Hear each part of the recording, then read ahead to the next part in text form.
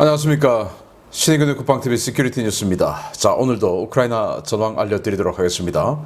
우크라이나의 본격적인 대공세에 앞서 탐색전이 벌어지고 있는 가운데 지난 주말간에 올라온 여러 가지 기사들, 그리고 우크라이나의 최신의 독일제 레오파르트 수전차, 그리고 미국의 브래들리 장갑차 등이 박살이 나 있는 이런 사진들 보고 여러분들 많이 실망 그리고 충격을 받으셨을 것 같습니다. 저 또한 마찬가지입니다.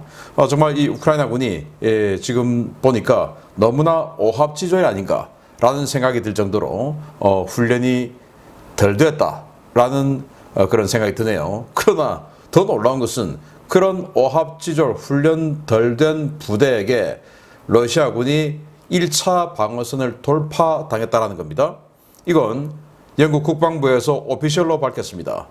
자, 그래서 이 지금 상황이 어떻게 되고 2차 방어선 어디고 지금 우크라이나가 2차 방어선을 어떤 식으로 두들기고 있는지, 그리고 1차 방어선 돌파할 때의 미흡한 점은 뭐였는지 알아보도록 하겠습니다. 신의균의 국방TV 구독, 알림, 좋아요 눌러주십시오. 전과를 먼저 보겠습니다. 자, 주말 이틀간에 890명과 980명의 러시아군을 사살했다라고 밝혔고요. 전차는 각각 8대 격파, 그리고 17대 격파, 장갑차는 7대 격파, 24대 격파, 차량은 18대 격파, 33대 격파, 특수장비는 5대 격파와 2대 격파, 야포는 15문 파괴, 그리고 19문 파괴, 다른장 로켓은 각각 한 문씩 파괴를 했는데, 자, 이 전과를 보면 이틀간에 그저께보다는 어제 우크라이나군의 공격 그리고 전과가 더 두드러졌다라는 것을 느낄 수가 있고요. 무인 항공기를 그저께 16대 격추, 그리고 어제 37대 격추, 그리고 미사일도 각각 5발과 7발을 요격을 했는데, 이 무인 항공기들이 지속적으로 우크라이나 내부의 각 민간인 지역 도시들로 내습해 옴으로 인해서 우크라이나군의 방공무기들, 그 중에서도 야전 방공체계, 즉 기계화 부대를 따라다니면서 그 기계화 부대를 보호해야 할 그런 야전 방공체계들이죠. 뭐 오사, 개코 같은 그런 야전 방공 미사일이라든지 아니면은 뭐 게파드 같은 자주 대공포라든지 이런 것들이 제대로 기계화 부대를 서포트하지 못하고 이 각각의 민간인 지역 도시에 나와서 그 민간인 도시를 방어하다 보니까 지금 우크라이나군이 이렇게 기계화 부대들이 허망하게 파괴되는 것이 아닌가라는 생각이 듭니다. 자, 이런 전과 바탕으로 전선 상황을 보면 유엔은 노바카호프카 댐 폭파로 70만 명이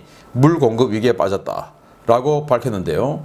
자, 이에 대해서 영국 국방부는 카호프카 댐을 폭파하면 크림반도에 지장이 생길 것이다 라는 걸 예상하지 못했나? 라고 조롱을 했습니다. 그도 그럴 것이 그 일선 지휘관 중령의 자의적인 판단에 자기가 죽을 걸 두려워해서 폭발을 해버렸으니까 그 사람이 뭐 크림반도까지 생각하는 그런 큰 시야가 있었겠습니까? 아주 소인배적인 내 생명이 더 중요해 라는 생각으로 파괴한 이런 그 전과 정황이 있기 때문에 거기까지는 생각하지 못한 것 같다라는 생각이 들고요. 그리고 캐나다 총리 트리도 총리가 키이우를 방문했죠. 키이우를 방문해서 무기 공급 패키지를 발표했는데, 자, 이 모습입니다. 그래서 무기 공급을 어떤가 하냐, 스페로우 미사일이죠. 우리가 과거에 팬텀이나 F-16 초기형에 장착했던 그 중거리 공대공 미사일인데, 스페로우 미사일 288발, 288발이죠.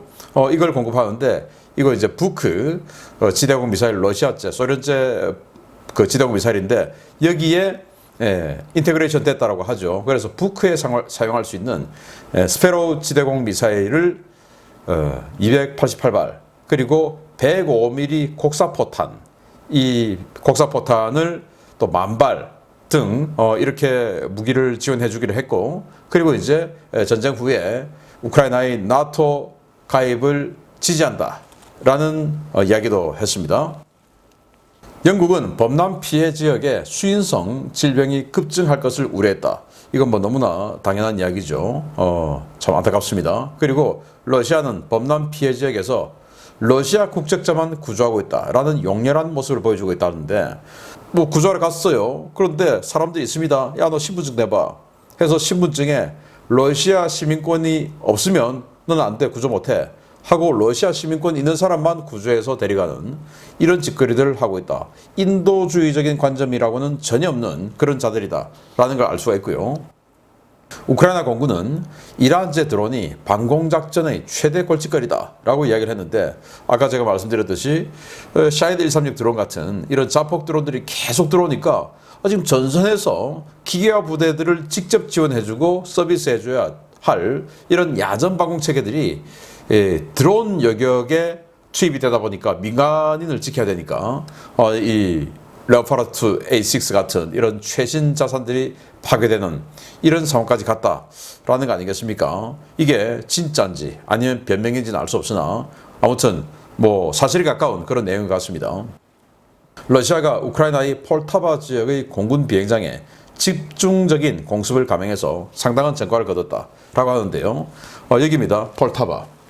폴타바가 여기 있는데 자포리자주의 북쪽에 있는 곳이죠. 그 하르키우와 뭐 그 중간쯤에 있는데, 여기에서 이런 비행장이 있고, 여기에서 이제 전투기들 뭐 미구 29나 수호 25 이런 전투기들이 떠서 이 전선 지역까지 날아가서 여기에서 이제 포격, 캐스, 근접 항공 지원 이런 것들을 해주는데 눈에 가시 같은 존재죠. 그래서 러시아가 여기에다가 대규모 공격을 했고, 그래서 전술기들 즉 수호 24, 수호 25 같은 이런 전투기, 공격기들이 몇 대 파괴되었다.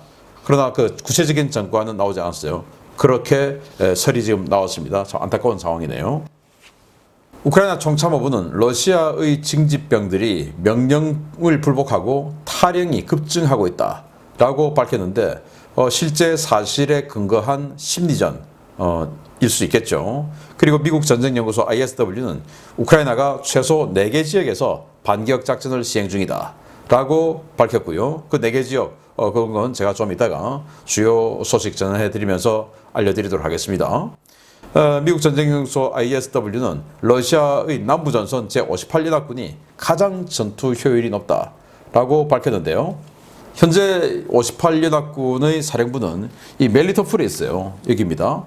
그래서 멜리토폴 전방에 있는 이 자포리자 쪽의 이 전선을 주로 방어하는 것이 이 58연합군인데, 이 원래 18연합군은 작년 가을에는 헤르손 지역에 있었다고 합니다. 그런데 헤르손을 철수하고 지금까지 거의 뭐 한 8개월 가까이 전투를 제대로 치른 적이 없으니까 굉장히 나름 탄탄하게 전력을 보존하고 또 보충하고 그랬겠죠. 그래서 이 58연합군이 방어하는 축선이 가장 탄탄하다라고 이야기를 했는데, 반대로 말하면 58연합군만 깨면 이 지역은 완전히 프리패스가 되는 거 아니냐라는, 왜? 다른 연합군들이 워낙 부실하기 때문에 그렇다라는 거예요.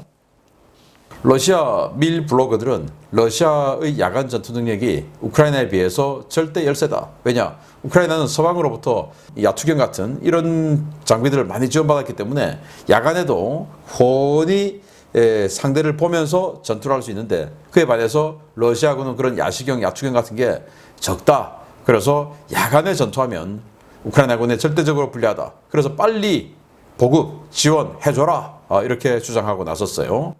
자, 러시아가 항공기용 로켓 포워드를 지상군용으로 전용하는 것을 확대한다. 왜? 화력이 지금 부족하니까. 그래서 BTR 장갑차에 보면 이런 식으로 헬기 그리고 공격기에 장착하는 80mm 로켓 포워드죠. 이런 것들을 여기다가 장착해 놓고, 여기는 이거는 해군 군함에 장착되는 건데요. 주브르라고 하는 공기부양정, 대형 공기부양정이 있습니다. 그 주브르에 장착되는 140mm 다련장 로켓 시스템이에요. 이걸 그대로 떼와서 이 MTLB 장갑차에다가 얹었는데, 뭐 사표 뭐 이런 거 다 필요 없이 그냥 대충 그냥 쏘는 용도로 지금 이렇게 쓴다. 왜? 화력이 부족하니까. 정확도 모르겠고 일단 뭐 상대에게 급이라도 좀 주자. 그래서 주브르라고 하는 아주 고가의 자산에 있던 이 무기를 떼와서 MTLB 장갑차에 얹은, 또 이 사진은 BTR 장갑차에 공격 헬기, 또 공격기 이런 데 들어가는 80mm 로켓 포워드를 이런 식으로 갖고 와서 다른장 로켓으로 쓰고 있는 이런 러시아군의 처절한 투쟁 상황 볼 수 있었습니다. 자, 주요 소식 들어갑니다. 첫 번째입니다. 자포리자 전선에서 우크라이나군이 러시아군 1차 방어선을 돌파하기는 했지만 상당히 값비싼 수업료를 치렀다는 평가들이 쏟아지고 있습니다. 서방제 장비를 지원받아 준비는 했지만 훈련 부족이 여실히 드러났다는 평가인데요. 우리 군이 반면 교사로 삼아야 할 만한 교훈들을 들여다볼 필요가 있을 것 같습니다. 자포리자 전선의 오레호브 일대에서 러시아군 1차 방어선 돌파를 시도했던 우크라이나군 제47기계화 여단이 지난 6월 8일부터 6월 10일 사이 약 48시간 동안 다량의 서방제 기갑 장비를 상실했으며 이 과정에서 우크라이나군은 훈련 부족 문제를 드러냈다고 복수의 워싱턴 소식통들이 현지 시각 6월 11일 평가했습니다. 해당 기간 중에 우크라이나군은 2대의 레오파르트 2 A6 전차를 비롯해 레오파르트 2 A4 1대, M2A2 브래들리 장갑차 14대, AMX-10RC 경전차 2대 등의 기갑 차량을 상실했는데요. 해당 손실은 대부분 지뢰지대 개척 과정에서 러시아군의 포병 사격에 의해 발생했습니다. 해당 전선은 상당 기간 방어전을 준비해온 러시아군 제42 차량화 소총사단이 담당하던 방어선이었는데요. 우크라이나군 기갑부대는 오레호브에서 말라토크마카 정착촌으로 이어지는 T-0815 국도 일대에서 큰 피해를 입었습니다. 워싱턴 소식통들은 해당 부대 관계자들을 통해 확보한 교전 영상으로 분석한 결과 제47기계화 여단이 제대로 된 공세 준비를 하지 못했으며 공세 행동 중에 적절한 전술적 조치를 거의 취하지 못하며 무기력하게 제압당했다고 지적했습니다. 해당 기갑 차량들의 손실은 대부분 포병 사격에 의해 발생했는데요. 제47기계화 여단은 공세 이전에 충분한 공격 준비 사격을 실시하지 않았고 공세 중 적절한 대화력전을 수행하지 않아 기동부대가 적의 포격에 큰 손실을 입게 만드는 실책을 범했습니다. 방공작전도 제대로 진행되지 않았는데요. 우크라이나군은 지난해 리만 고속기동전 당시 취했던 오사, 게파드 조합의 야전 방공 시스템과 같은 방공 지원을 제공하지 않은 상태에서 기동부대를 밀어넣었다가 적의 배회 탄약 공격에도 큰 피해를 입었습니다. 제병 협동 전술과 단차 전투술도 엉망이었습니다.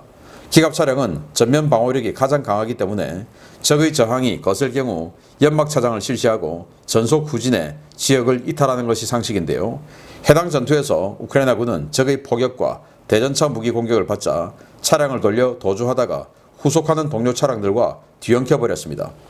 후속 차량들은 선두 차량들과 합이 맞지 않아 아군 방향을 향해 기관포를 쏘기도 하고 차량끼리 서로 충돌하는 등 지난 2월과 3월 부울레다르 지역에서 러시아군이 보여줬던 졸전을 거의 똑같이 연출했는데요. 이는 공세에 나섰던 우크라이나군 부대들이 사전에 충분한 제병 협동 훈련과 쌍방 교전 훈련을 실시하지 않았다는 것으로 해석되고 있습니다. 워싱턴 소식통들은 향후 공세가 이번 작전과 같이 진행될 경우 공세 종말점에 예상보다 빨리 도달할 수 있고 우크라이나군의 전쟁 수행이 어려워질 것이라고 경고하고 있는데요. 아무래도 우크라이나군의 반격 작전 생각보다 힘들어질지도 모르겠습니다. 자, 제가 얼마 전에 우리 한국군의 화력 시범 통합 화력 경멸 훈련의 영상을 올려드렸던 바가 있죠.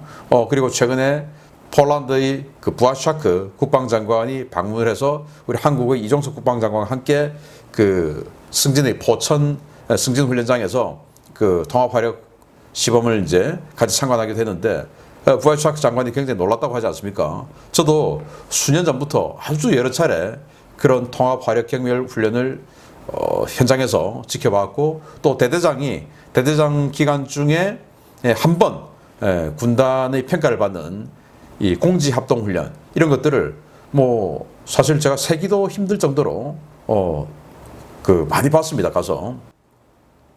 그래서 제가 봤던 우리 한국군의 공지 합동 전술 이런 것들하고 이 지금 러시아군, 우크라이나군이 하고 있는 이런 전술들은 너무나 달라요. 그래서 러시아군은 뭐 그냥 저런 서방 전술을 익히지 못해서 저렇구나 라고 생각했는데 우크라이나군은 최근 몇 개월 동안 서방 전술을 전수받고 이 기계화 부대를 투입했는데 그 기계화 부대들도 러시아군과 별반 다를 게 없더라 라는 거예요. 자, 상식적으로 적의 방어선을 돌파를 하려면 일단 첫 번째 대규모 포병 사격을 가해야 되죠. 포병 사격을 가하고 적절한 제압이 이루어진 끝에 그리고는 이 어떤 그 지뢰지대를 돌파를 해야 되지 않습니까? 그러면 공병들이 들어가서 공병들이 이 지뢰지대를 개척하는 비클릭을 쏘든지 뭐 이렇게 해서 지뢰지대를 없애야 되죠. 그리고 공병이 그 작전을 할 때 포병과 아군 전차들이 그 공병을 엄호를 해야 되죠. 엄호 사격을 하고 위험 지역에다가 위협 사격을 하고 뭐 이런 식으로 계속 지원을 해주면서 공병이 지뢰지대를 개척하면 여기에 전차와 장갑차들이 제병 협동 어떤 상황에서 돌파, 엄호, 초벌, 공격 뭐 이런 식으로 계속 들어가는 게 제가 본 우리 한국의 기갑 부대들의 훈련 그 상황이었어요. 그런데 여기는 그렇지 않고 지금 이 사진 하나로 뭐 그냥 극명하게 드러나는데 자 여기 보시면 지뢰 제거 전차가 있습니다. 여기 보시면 이제 마인롤러가 있고 이 차 하나로 지뢰지대를 개척하리라 했나 봐요. 자 그런데 이 차는 지금 이쪽으로 보고 있습니다. 이쪽으로. 그런데 브래들리 장갑차 미국으로부터 지원받은 브래들리 보병 전투장갑차 아주 고가의 자산이죠. 여기 보면 토우 대전차 미사일 발사대까지 장착된 대전차 전투 능력이 있는 브래들리인데 이건 또 반대쪽을 보고 있어요. 이 브래들리도 마찬가지고 그런데 또 이 브래들리 장갑차와 이 레오파르트 A6 전차는 또 이쪽을 보고 있어요. 또 이 브래들리 여기도 또 그 아래쪽을 보고 있어요. 이런 식으로 완전히 우왕좌왕 그냥 서로가 그냥 또 부딪히고 이거 부딪힌 거 아닙니까 지금 이 브래들리 장갑차를 레오파르트 전차가 뒤로 후진하다 받았는지 아니면 전차가 있는데 브래들리 장갑차가 와서 받았는지 알 수 없으나 어쨌든 지금 두 차가 지금 붙어 있어요. 붙어 있다는 것은 부딪혔다는 말입니다. 그냥 적의 포격이 쏟아지니까 우왕좌왕 했다는 것이고 그리고 적의 포격이 쏟아지면 잠시 후에 아군의 대포병 사격이 날아가야 되죠. 적의 포격이 이런 식으로 들어오니까 이 포대의 위치가 한 이 정도쯤 되겠다. 그러면은 그 지역으로 드론 날리고 또 드론 날리기 전이라도 그 사격 위치가 대포병 레이더에 딱 어떤 탐지가 되면 바로 그게 방격탄 날리고 그리고 드론 보내서 확실하게 있는지 판단하고 또 정찰하고 그리고 또 다시 사격하고 적의 러시아군의 포병이 쏘면 적의 방격탄이 인근으로 날아오면 계속 포병 사격하기가 겁나겠죠. 그러면 접고 또 다른 데로 이동할 텐데 그 이동하는 동안은 사격이 안 나올라오지 않겠습니까? 그런데 그 대형 사격을 안 하니까 계속 쏘는 거죠. 곡사포탄으로 수 킬로미터 밖에서 이렇게 전차를 장갑차를 격파를 하려고 하면 얼마나 많이 쏴야 되겠습니까? 공사노차라고 하는 게 있는데 또 여기는 움직이는 타겟이고 그렇게 많이 쏠 정도로 무인지경으로 놔뒀다라는 거예요. 그래서 이 지역이 어디냐? 자포리자 전선의 초입이 지금 이 오레호브인데 오레호브에서 이 폴로이 여기 아주 교통 요청지죠. 폴로이 쪽으로 내려가는 이 사선도로 남동쪽 사선도로 이 지역에서 지금 벌어진 비극이에요. 자, 이 사진 보시면 정말 뭐 한심하게도 우크라이나군이 그냥 겁이 나서 막 기관포를 쏟아보니까 자기 편 브래들리 장갑차에 그냥 명중을 시켜버렸어요. 이런 오발까지 해대는 이런 어이없는 상황들. 이름에도 불구하고 그런데 러시아군이 전 전선에서 방어선을 돌파당했다라는 겁니다. 그 상황 보고 2차 방어선 지금 이제 우크라이나군이 공세를 펴고 있다고 하는데 이 1차 방어선 공세의 이 교훈을 삼아서 2차 방어선 공세는 좀 다르게 하고 있다고 합니다. 보도록 하겠습니다. 자포리자 전선에서 우크라이나군이 핵심 자산들을 다수 손실하며 어려움을 겪고 있는 상황이지만 진격 상황은 기대보다 양호하다는 평가가 나왔습니다. 방어 지역에 따라 러시아군의 기량도 천차만별인데 1차 방어선 돌파를 통해 탐색전을 마친 우크라이나가 주 타격 방향 설정을 마치고 대병력을 해당 지역으로 보내고 있다는 소식입니다. 우크라이나군이 자포리자 지역에 구축된 러시아군 제1방어선을 돌파했으며 지역에 따라 러시아군의 기량이 달라 각기 다른 전투 결과가 나오고 있다고 영국 국방부가 현지 시각 6월 10일 전황 리포트에서 밝혔습니다. 영국 국방부는 지난 48시간 동안 우크라이나군의 주요 작전이 동부와 남부 여러 곳에서 진행되었으며 일부 지역에서는 우크라이나군이 좋은 진전을 보이며 러시아군의 제1방어선을 돌파했다라고 평가했습니다. 영국 국방부는 여러 방면에서 실시된 우크라이나군의 공세를 맞이하는 러시아군은 일부 부대는 훌륭한 기동 방어를 선보였지만 일부 부대는 자신들이 만들어 놓은 지뢰밭으로 달려가는 등 무질서한 도주를 보였다라고 평가했습니다. 우크라이나군의 공세는 자포리자 전선 여러 곳에서 동시다발적으로 진행되고 있는데요. 가장 양호한 전과가 보고되고 있는 곳은 자포리자 서부 지역입니다. 바실리카 방면으로 진행되고 있는 이 공세는 우크라이나군 제128 산악강습여단과 제130 정찰대대가 주축이 됐는데요. 이들은 하루 동안 8km가 넘는 진격 속도를 보여주며 카미안스케에서 단숨에 루호베 정착촌을 탈환하고 현재는 루호베 정착촌에서 2.5km 남쪽에 있는 후르조베 정착촌을 공격하고 있습니다. 오레오브 남서쪽의 노보안드리우카 방면에서도 러시아군 제1방어선 돌파가 보고되었습니다. 해당 지역은 제106 영토방위여단이 공세작전을 수행했는데요. 이 부대는 공세 시작점인 노보안드리우카에서 3km를 돌파해 러시아군 제19 차량화 소총사단 예하의 제503 차량화 소총 연대가 지키고 있는 네스테리안카 정착촌 외곽에서 교전을 벌이고 있습니다. 자포리자주와 도네츠크주 접경지역인 벨리카 노보실카 전선에서는 광범위한 공격작전이 보고되고 있습니다. 공세 시작점인 벨리카 노보실카에서 공세를 시작한 우크라이나군 제35 해병여단이 러시아군 제42 차량화 소총사단 예하의 71연대, 독립부대인 제60 차량화 소총여단의 방어선을 돌파해 폭 12km, 최대 종심 9km의 돌파구를 열고 러시아군 방어부대를 후방으로 밀어내는 데 성공했습니다. 일부 친러 워싱턴 소식통들은 지난 주말까지 실시된 우크라이나군의 공세는 어느 지역의 방어가 가장 견고한지를 알아보기 위한 탐색전이었으며 탐색전을 마친 우크라이나가 이번 주 9개 예단으로 구성된 제10 작전군단을 남부전선에 투입할 것이라고 경고하고 있습니다.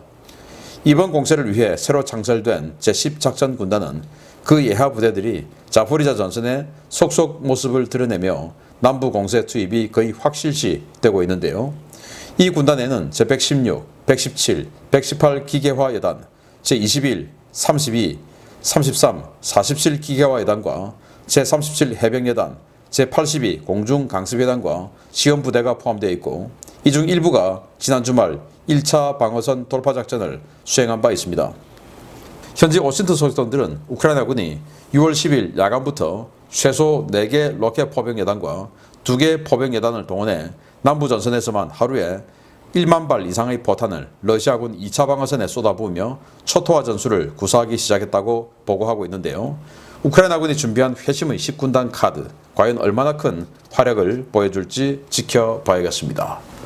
네, 1차 방어선 돌파할 때 공병의 지원 없이 그냥 기계화 부대 스스로 마인롤러 전차를 가지고 뭐 돌파하고 하다가 뭐 폭격 맞고 깨지고 그리고 후방에 드론의 내습을 막기 위해서 게파드 같은 자주대공포가 따라다니면서 야전 방공 지원을 못 해주니까 더욱더 파괴가 되고 뭐 이런 모습들 졸전을 보여줬는데 이제 그 교훈을 바탕으로 이제는 대규모 공격 준비 사격해서 10,000발 이상의 포탄을 쏟아부었답니다.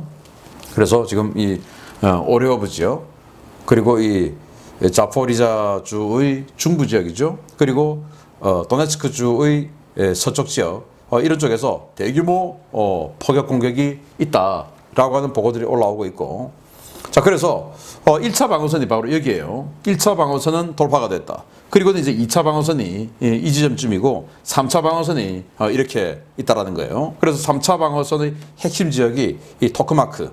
이 토크마크가 돌파하면 완전히 그냥 여기서부터 멜리토폴까지 하이패스로 진격할 수 있는 뭐 이런 여건이 조성된다라는 건데 그래서 이제 이런 식으로 공세가 주로 펼쳐질 것 같다.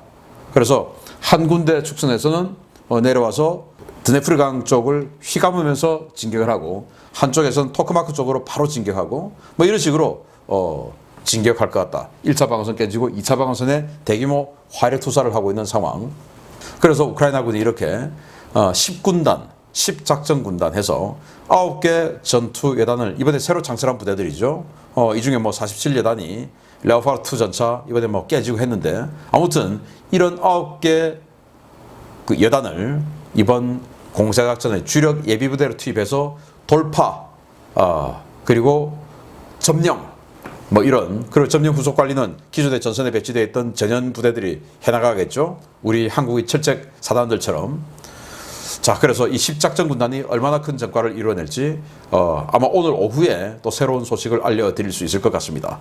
계속 알려드리겠습니다. 우크라이나군 첫날 있었던 그런 지리멸렬한 그런 전술 더 이상 구사하지 말고 제대로 된 서방에서 제대로 교육받은 그 전술대로 수행해 나가기를 바랍니다. 마치겠습니다. 감사합니다.